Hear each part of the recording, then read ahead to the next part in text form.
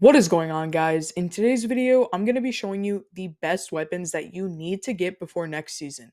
All I ask, if you guys find this video helpful or informative, hit that like button and even consider subscribing to the channel.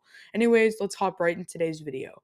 So the next season is about a week upon us. It is coming very, very fast. So obviously, you guys want to know what the best weapons are to get. Now, I have a few weapons that I think you guys would be very, very interested in, and I'm going to get into that right now. First weapon on this list is the Heritage. The Heritage Slug Shotgun will become craftable on the first day of the new season. What does that mean? Well, you guys can do the Deepstone Crypt Raid and now get red border versions of Heritage. Now, Heritage was a great DPS option back in the day. Around Beyond Light, a lot of people were doing the double slug strat, and it worked very, very well. Now, don't get me wrong, Heritage is great, and you're gonna want it crafted.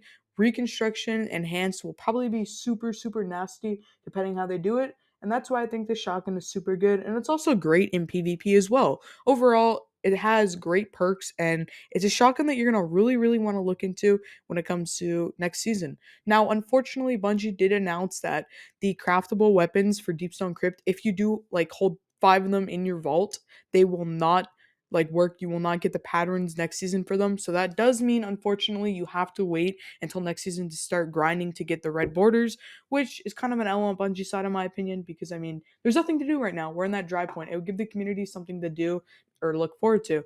The second weapon on this list is going to be a great option. Now, I know before you guys go hectic, what in the world do you mean? An auto rifle? Are you serious? All right, hear me out, guys. This auto rifle right here will be absolutely nasty. The Armit AR2 is super good for one reason. This auto rifle can get inconsistent. Now, I probably said that wrong. Don't judge me in the comments for that. But Incandescent is a great perk. Essentially, it's explosive payload, but literally 10 times better. Now, what do I mean by that? You guys want to grab it, trust me. Now, the great thing about this auto rifle is it's craftable. You don't need 5 red borders, you only need 2. Now, if you guys do the seasonal event that's happening right now, you can get 2 so easy. They drop like literal candy. It's unreal, guys. Go get this auto rifle and take your time out of the day to craft it. The Armit 2 or R2, however you pronounce it, is great because it can get inconsistent and it is solar as well, which is a great option when it comes to raids, lost sectors, where it is a solar auto rifle and it's not a kinetic one. You can get damage buff perks as well on it, on top of, Firefly and explosive. You cannot get explosive payload on it, unfortunately, because where it is an auto rifle, but it does not make it useless. And I love this auto rifle. I have over 1,000 kills on it alone in PvE, and I just started using it a few days ago. And that is why I personally think that this is a great option for next season. We don't quite know what the unstoppable barriers and overloads will be, so that does bring us some mystery. And it could be auto rifles next season. They could play a huge role. But yeah, all right, before you judge me on this one, and I may be, a couple months behind, but Storm Chaser. Now, hear me out before you guys blast me in the comments. Listen, Storm Chaser was a great option before Typhon came.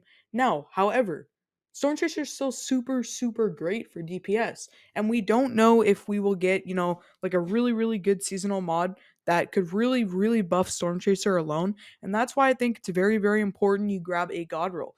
This thing still has potential to be very extremely good, and it does not blow it off and make it useless. So go grab it.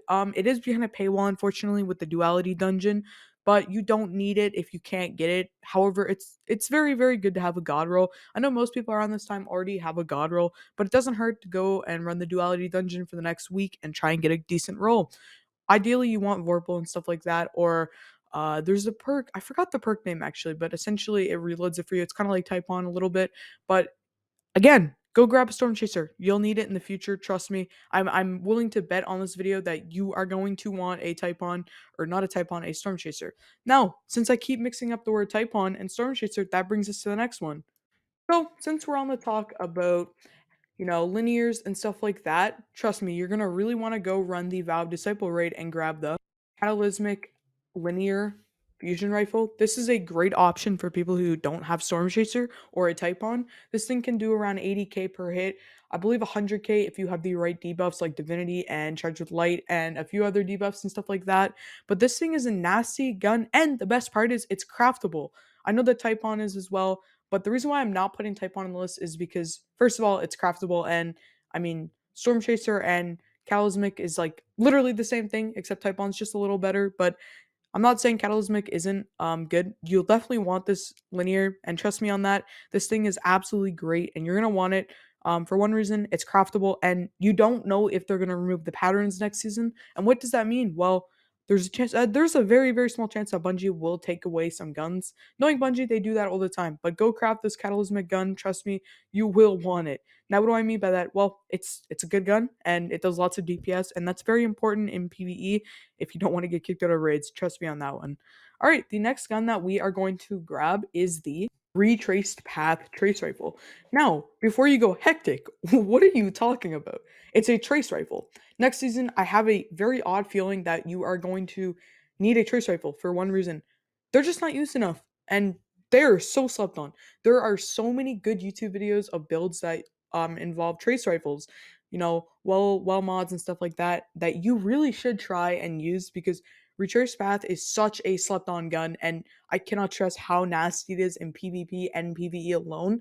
I know it's not the best when it comes to like champions, stuff like that, but you can absolutely melt things in medium level PvE with Retraced Path. And there's some builds out there that make it very, very nasty. If you guys still don't think, that I'm right on this, go look it up. Retrace Path build, and you will see so many by some great YouTubers that do lots of build videos. Trust me, guys, you will want to get this by the end of this video. Now, the next gun that we are going to talk about is a very, very slept on gun, in my opinion, that you're going to want, and there's one reason why. First off, it is also from the Valve Disciple raid, so it's not super hard to obtain. You do need 6 people, however, you can go on LFG and get a team. The next SMG or weapon that you're going to want to get is going to be the Submission SMG. The Submission SMG is a great SMG. It's not only good in PvP, but it's also good in PvE, and that's super rare to find. You can get some great perks on that, and trust me, when I say great perks, you can get Swashbuckler, you can get Unrelenting, I believe, and you can also get Thresh, which is pretty decent, not really for PvE, but in PvP it's good, and you can get a lot of builds that really synergize well with the Submission.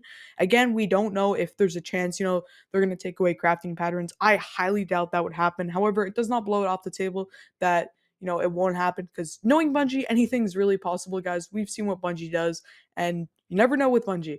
But yeah, go grab this. It is craftable. You need 5 red borders. You can actually get them in a month, well, a month and a week. Um, if you don't get a red border.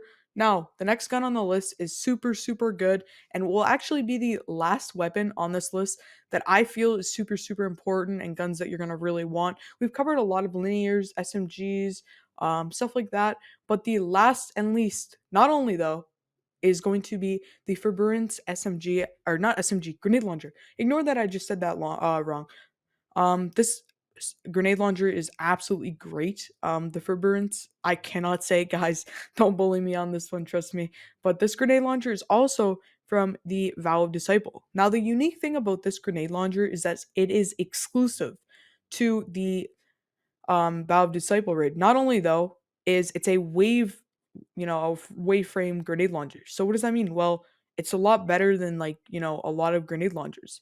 And trust me on that, you can get lots of great guns from Valve Disciple, but this grenade launcher is specifically one that you're going to really want to go for. Has great perks on it. But yeah, if you guys enjoyed today's video, found it informative, helpful in any way, shape, or form, all I ask is for you guys to like the video. And if you really, enjoyed it, consider subscribing to the channel. Anyways, have a good rest of your day, guys. Stay safe.